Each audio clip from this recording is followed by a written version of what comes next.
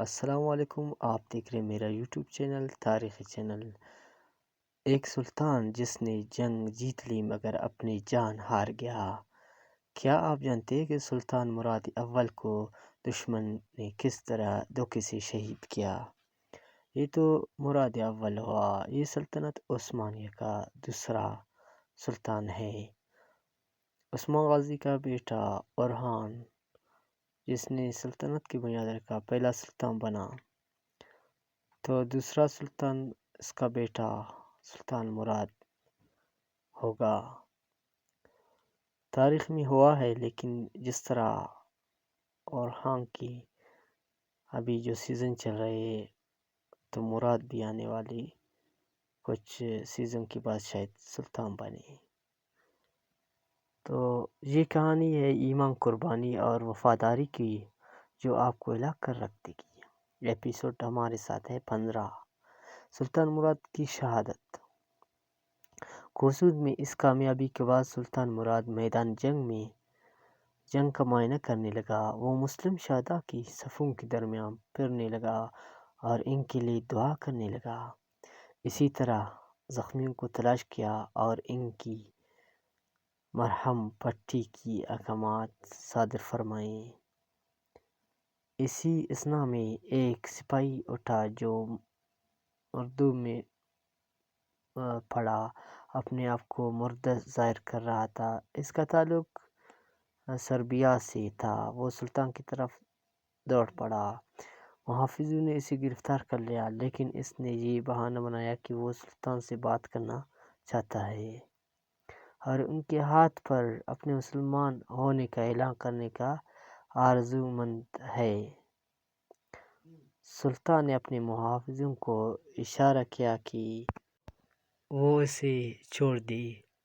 اس نے سلطان کے ہاتھ چومنے کی ایکٹنگ کی اور پھر فوراً اپنا ارہالود خنجر نکال کر سلطان پر حملہ آور ہوا۔ سلطان زخمی ہوا اور 15 شعبان 791 کو شہادت کا تاج سر پر سجائی رائی۔ ملک کا بقا ہوا۔ اللہ کریم ایسے پاک باز مجاہد اور مسلم سلطان پر اپنی کروڑوں رحمتیں نازل فرمائے، آمین۔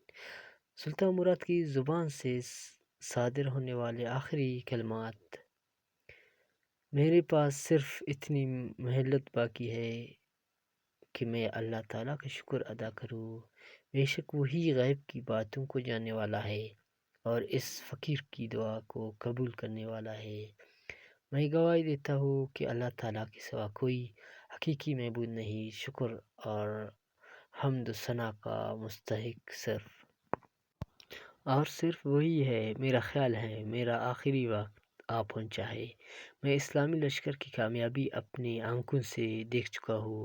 میرے بیٹے بایزید کی اطاعت کرنا، قیدیوں کو اذیت نہ دینا اور انہیں ربطہ نہ کرنا۔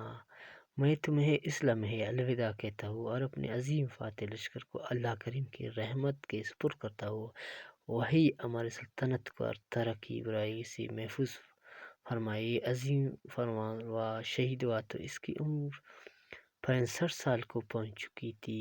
جنگ قصود سے پہلے سلطان کی دعا، یعنی سلطان مراد نے جس وصیت کی، اس کے بعد یعنی بایزید اس کا بیٹا سلطان بننے والا تھا۔ تو سلطان مراد جانتا تھا کہ وہ راہ خدا میں جہاد کرنے والا ہے اور فتح و نصرت اللہ تعالیٰ کے ہاتھ میں ہے۔ اس لیے جب بھی وہ میدان کا راز میں اترتا تو خوب دعا کرتا، ہارگاہ ایزدی میں گریہ وزاری کرتا اور اللہ کریم کی ذات پر توکل کرتا تھا۔ ان کی عاجزانہ دعا میں اس بات کا پتہ دیتی تھی کہ سلطان معرفت خداوندی کا نور اپنے دل میں رکھتے تھے اور بندگی کا مفہوم کو سمجھتے تھے۔ سلطان مراد اس معرکے میں اترنے سے پہلے ان الفاظ میں دعا کرتا ہے: اے اللہ اسے رحم فرمانے والے، اے آسمانوں کی رب، اے وہ جو دعاؤں کو سنتا ہے، مجھے حزن و ملال میں مبتلا نہ کر۔ اے رحمان و رحیم اپنے عاجز بندے کی دعا کو اس بار قبول فرما، ہم پر اپنی رحمتوں کی آسمان سے موسلادھار بارش برسا کہ تاریکی کی یہ بادل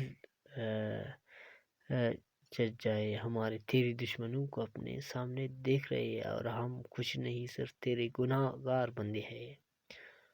تو بے درہ عطا و بخشش کرنے والا ہے اور ہم تیرے در کے فقیر ہیں، میں کچھ بھی نہیں، صرف تیرا ایک عاجز بندہ ہوں۔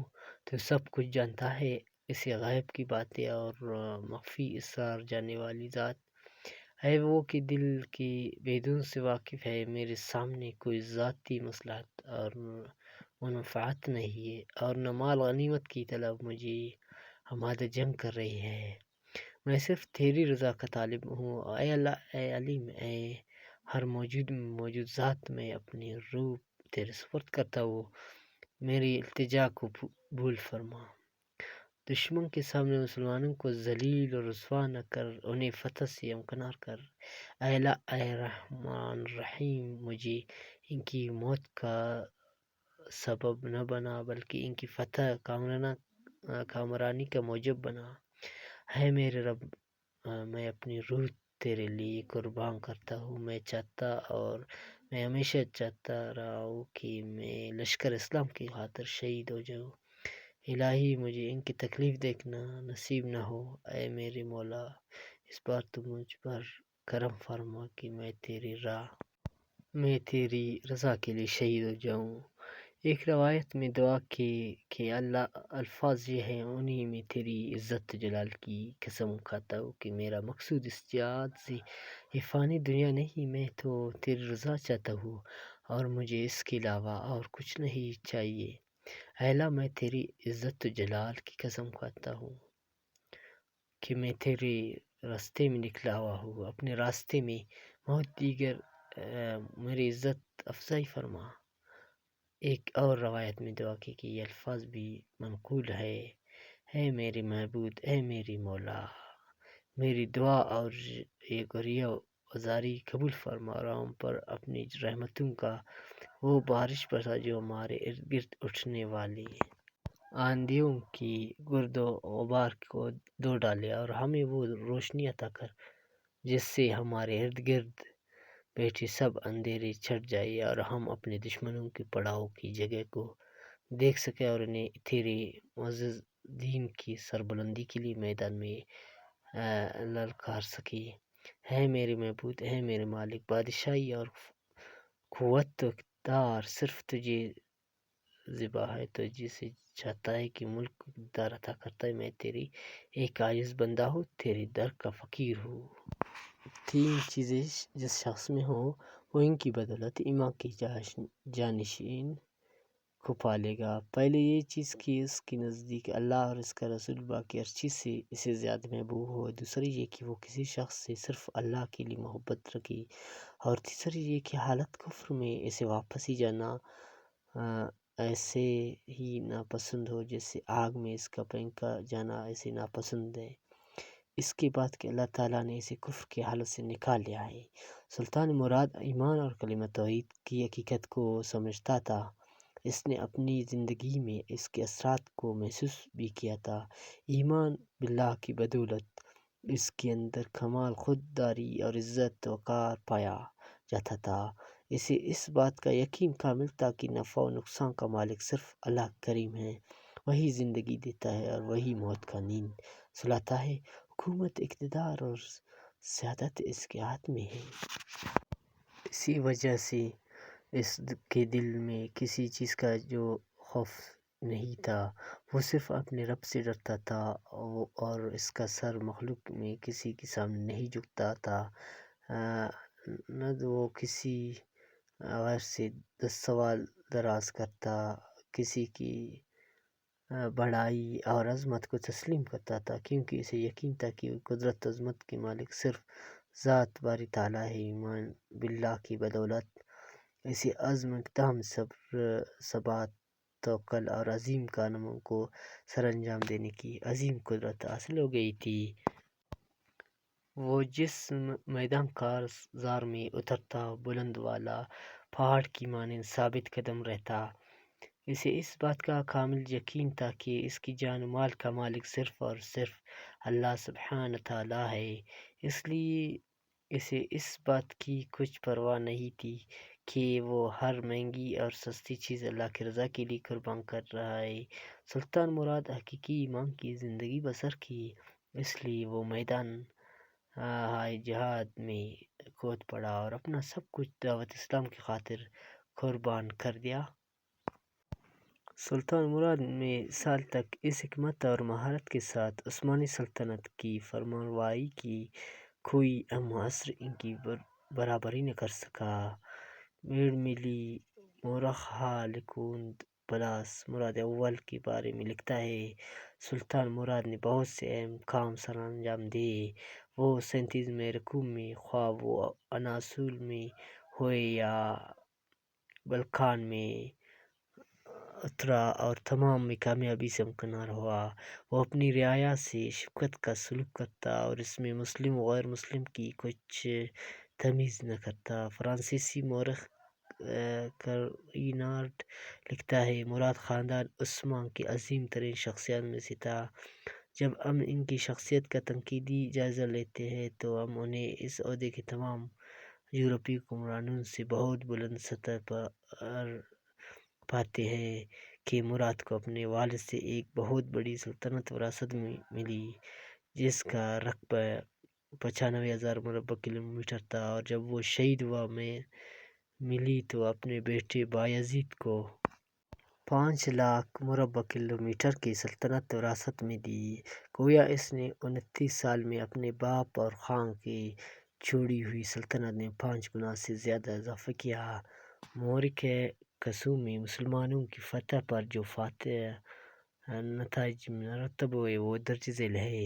علاقہ بلقان میں اسلام کی اشاعت اور قدیم اشراف اور شیوخ کا محض اپنے ارادے سے اسلام میں داخل ہونا، یورپی سلاطین کی بے چینی اور عثمانی دولت کی طرف دوستی کا ہاتھ بڑھانا، ان میں سے بعض نے فوراً جزیہ دینے کا حامی بھرے اور بعض نے عثمانیوں کی طاقت سے خوفزدہ ہو کر ان کے حقوق سے یا ان کے حملوں سے بچنے کے لیے خیر سگالی کا اعلان کیا۔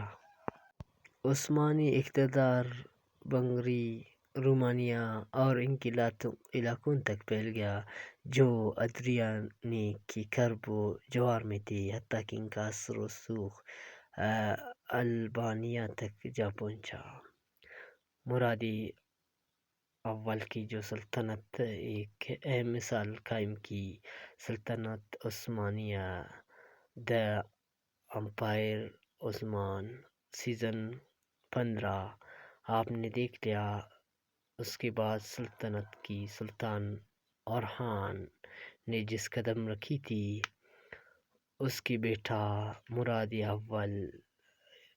اول کہنے کا مطلب کہ اس کے بعد کچھ ایسے اس کی نو سے آگے کچھ ایسی نواسے کی بعد کچھ آئیں گی، اس طرح مراد کے نام سے جانیں گی، تو اس وجہ سے اس کا نام مراد اول ہے، تو اس کے بعد آنے والے کا بھی اسی طرح نام سیکنڈ ہوگا۔